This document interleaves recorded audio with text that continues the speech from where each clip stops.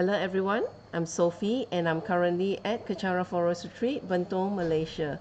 So now I'll continue sharing from the book by my guru, His Eminence the 25th Sam Tuku Rinpoche.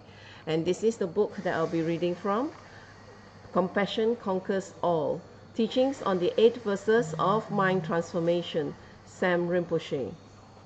Today I will be reading from page 86, verse 5, Accepting Defeat, You Win.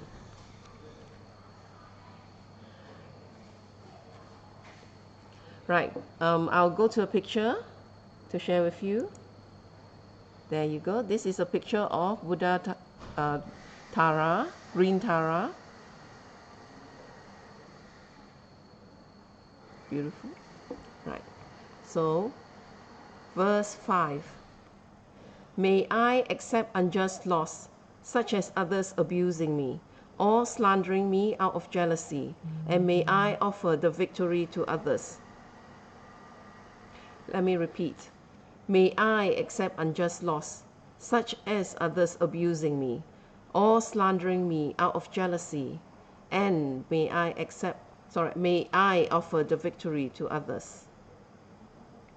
This verse is the very foundation of Bodhisattva practice. The reason we take Bodhisattva vows is to have guidelines and to promise to follow those guidelines to become a Bodhisattva, to become enlightened. So, if we practice this verse and understand its significance and meaning, then the foundation is provided. If we are able to offer the gains and victory to others, even in daily life, we will benefit tremendously, purifying so much karma and generating so much merit. Whatever the outcome in worldly terms, gain or loss, all will be like a great victory to us. Compassion conquers all. Don't be attached to external results. Every saint have started small. Some of them were really much worse than us. For example, Milarepa was a magician who brought murder, black magic and hailstorm on his enemies, but he became enlightened. We hung out at Hard Rock Cafe and we are not enlightened. He definitely did worse than we did, but he is enlightened. Please remember this. This is the hardest practice. We will always have people jealous of us. We will never be free of it. You need to accept that fact. Why? Because many beings are stuck in samsara. They are stuck in their delusions. They are ignorant of the delusions. They are ignorant of what jealousy can do to them, the harm it can inflict on them and others. And as a result of thousands and thousands and thousands of lifetimes of conditioning, they act out of jealousy. So what makes you think you have the power for them not to get jealous of you and abuse you and slander you? Some of them even have the audacity and the great courage to slander Buddhas, Bodhisattvas, their gurus. So what makes you an exception? What makes me an exception? You are going to be the object of other people's jealousy if you are doing well. Not necessarily that you are at fault, but because their delusions are out of control, and they have no wisdom to control their delusions. They act out of delusions, and the delusions that they act out on bring negative states of existence for them again and again and again. By reacting to these people negatively, you increase your delusions and you increase theirs. So when someone treats you badly and you treat them badly back, you are just as bad as they are. Your delusions are just as strong as theirs. Your ego and self-cherishing mind are just as strong as theirs. You are not better. Yes, they may have done something to you, and it is wrong and they are wrong. But when you react similarly, you are equally wrong. So when someone treats you badly or says something bad to you, hurts your feeling, and is rude to you, and you are rude back and you are short-tempered back, you are just as bad as they are. You are just as guilty. Two wrongs do not make a right. You should be just as ashamed as they are. And you, in fact, collect the same amount of negative karma as they do. The same. If they treat you badly and you treat them badly, what is the difference? Who cares about the cause anymore? The action creates negative results. The very fact that you treat them badly and you abuse them shows how uncontrolled you are and how much you are without compassion. You do not consider how they might be suffering. You do not consider their situations. You are not sensitive to them and their sufferings. And you are not being sensitive to them shows how strong your self-cherishing mind is. You are more important than them, so you do not need to be sensitive to them. In fact, when someone treats you badly, abuses you, or is rude to you, this is the moment for you to check if you are doing Dharma practice. And if you are not, that is the moment to start. If you complain, if you make noise, if you make a big issue of it, if you run around like a chicken with no head, screaming and shouting, you look just as bad. If someone mistreats you and is rude to you, or does not talk nicely to you, or is not being kind to you, as a person trying to practice the Dharma, you have found a perfect opportunity. What do you think? When everything is good and everyone is polite and nice, that's when you recite mantras and you sit down with your eyes rolling and an incense blowing, chanting Om. No? When do you practice Dharma? When you are not chanting, when you are not praying, when you are not in retreat, when you are not near your guru, that is when you practice Dharma.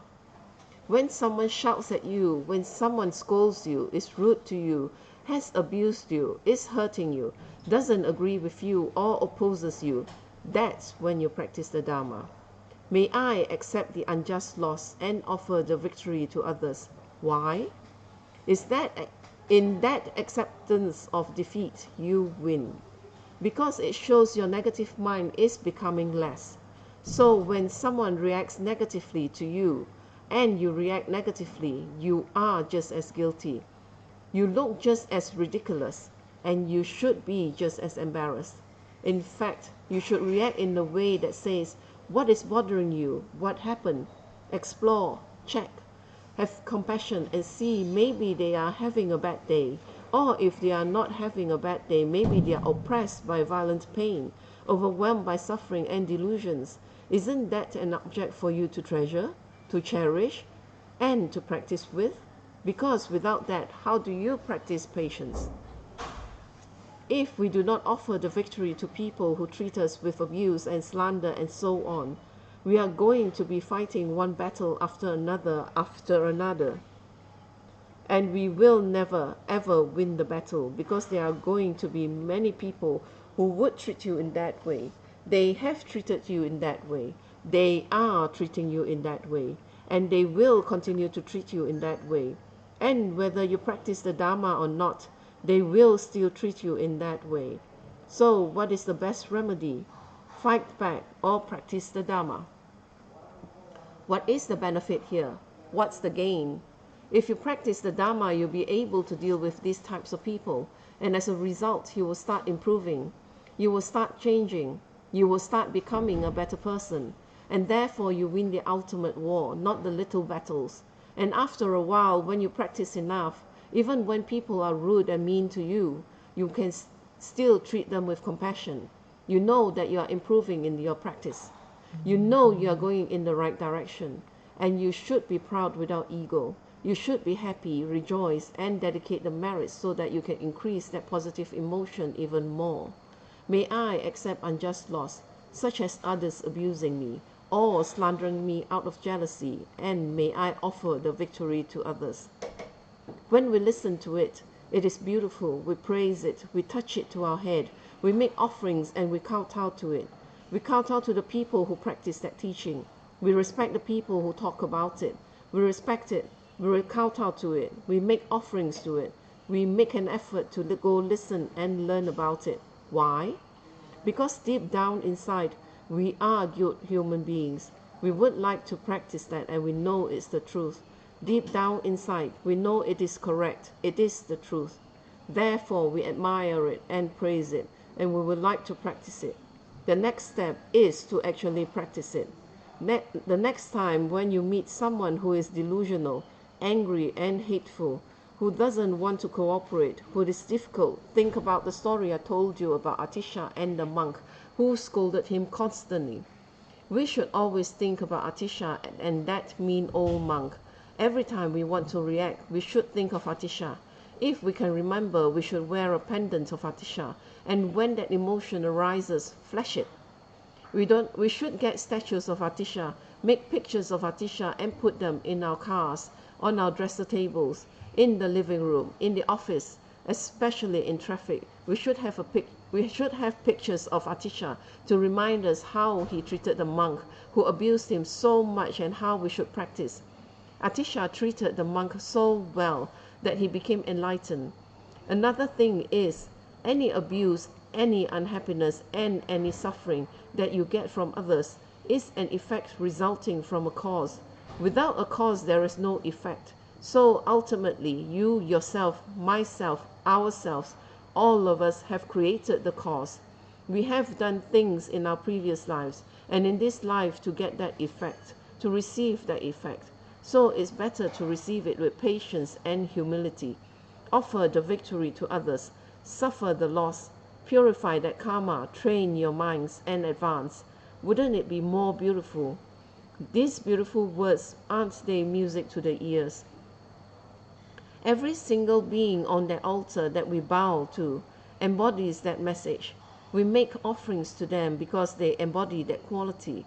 So being that we respect the qualities that these holy beings embody so much, doesn't it behoove us to try to achieve it? And how do we achieve it? One step at a time.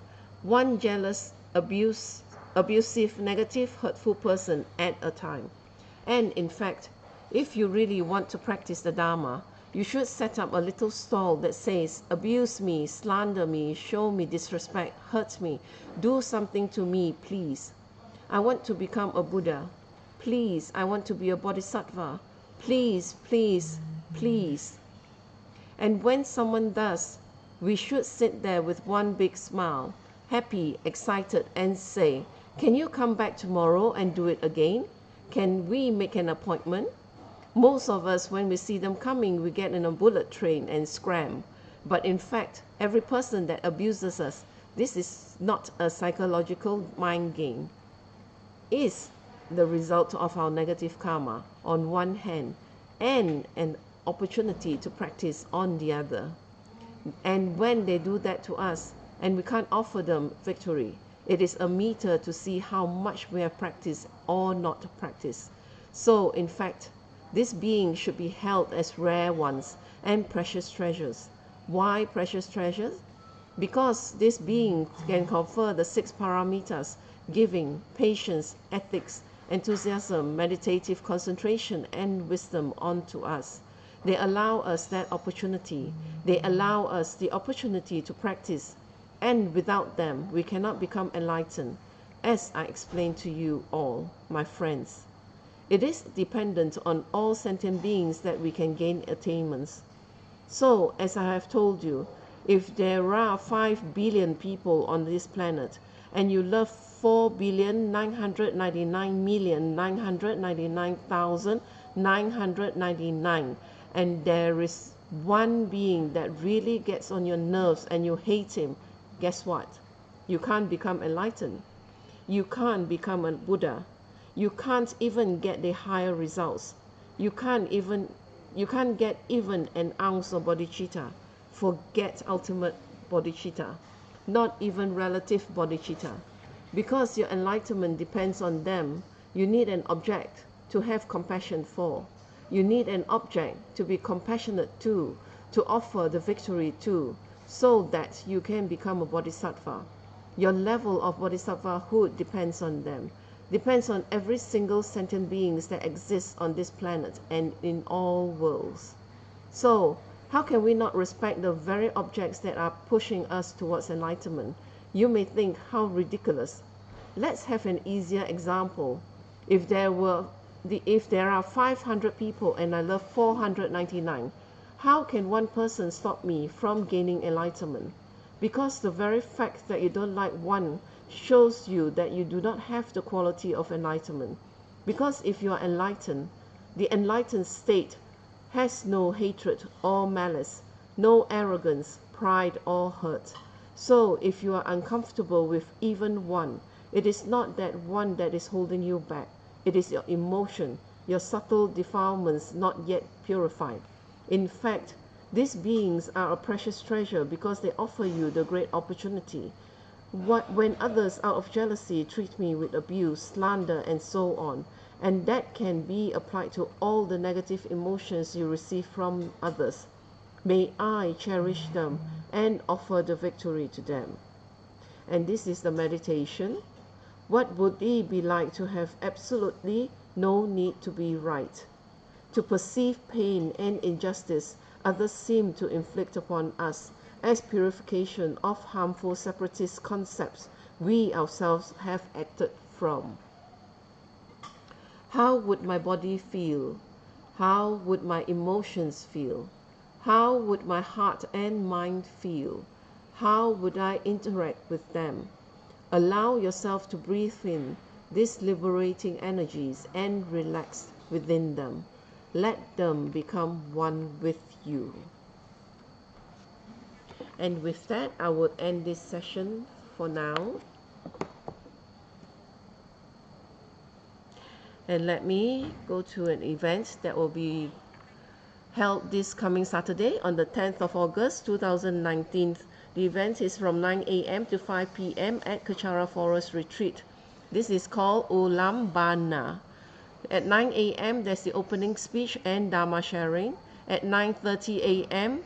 Grand Ulam Bana Genze Puja, which brings good fortune, long life and merits. At 12:15 p.m. there's the free vegetarian lunch. At 2 p.m. the Grand Ulam Bana Trakse Puja, which brings protection and blessings. At 5 p.m. the event ends.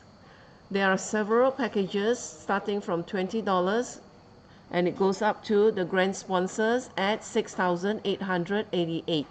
There's a gold sponsor which is $3,888, and there are also other packages which is like $30, $188, and $888. So whatever is within your means, sponsorship, you'll gain you merits that you can dedicate in remembrance to your dearly departed, or just being grateful to those who are around you. So this will take place at Kachara Forest Retreat at Jalan Chamang, Bentong, Malaysia.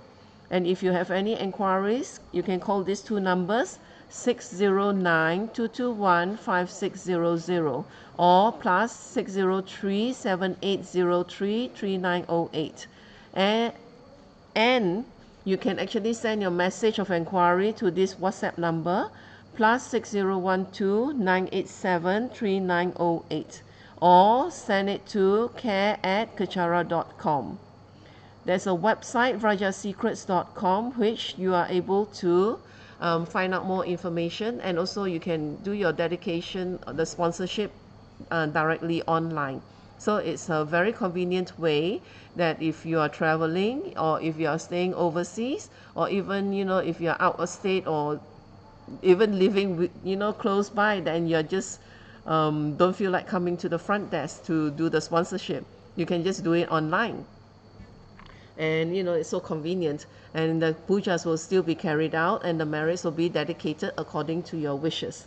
So but if possible, please do make time to join us for this day and join us in the pujas. So this is on Saturday, 10th August 2019, which is the coming Saturday. And with that, I will end my sharing for today, for now. And thank you for sharing your time with me. So now I'll end it with a completion dedication in Tibetan.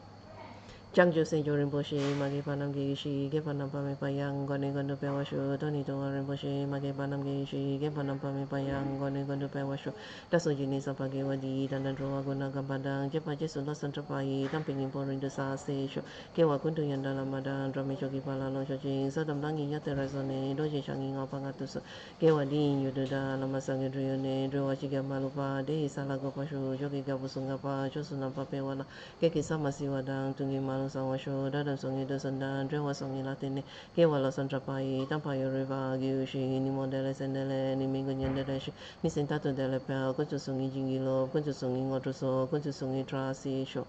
Jason Lama Kusen Rapting Ching, Nam Katrini Chochuke Padang, Los Something Petro Miss Upsongi, Troy Musatatoni, Gyushi, Gangwa Rawe Coation Camden, Ben and Del Maluguini, Sharon Z, one testing get soy, Shopping Shiri Baru Deng, Gyushi, Home, Tumping Otro Malupa, then the Dala Salduso, Kodan Dempa Long Chatnam, Kepa Sushi Shukten Cell. Thank you again for sharing your time with me, and hope that you will share with me for my next session too. And if possible, I hope that you visit my previous sessions, which is this is actually a continuation of that. So thank you again. See you.